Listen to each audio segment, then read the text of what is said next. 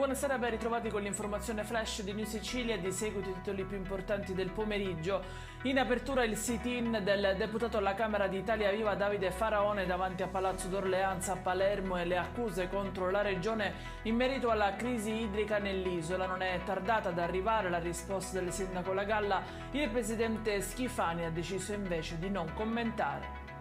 È deceduto a seguito delle gravi ferite riportate in un incidente stradale avvenuto questa mattina intorno alle 9 in via Venezia a Gela. Giovanni Martinez, 66 anni, sarebbe stato investito mentre attraversava la strada da un SUV guidato da un uomo.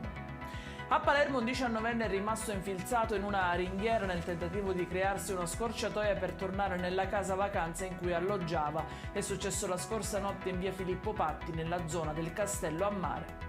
Dal Festival del giornalismo enogastronomico nasce la Carta di Galati Mamertino, un'iniziativa che prende ispirazione dalle parole del presidente Mattarella sull'importanza dell'informazione come servizio pubblico. In merito all'iniziativa si è espresso Biagio Semilia, presidente della Fed, che ha chiesto di avviare un censimento delle imprese editoriali attive in Sicilia.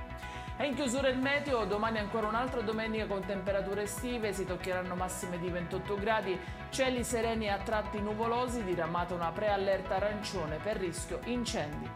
Ed è tutto per questa edizione, come sempre vi ricordo che i dettagli su queste notizie li trovate sul nostro sito www.newsicilia.it e sui nostri canali social. Grazie per averci seguito e buon weekend!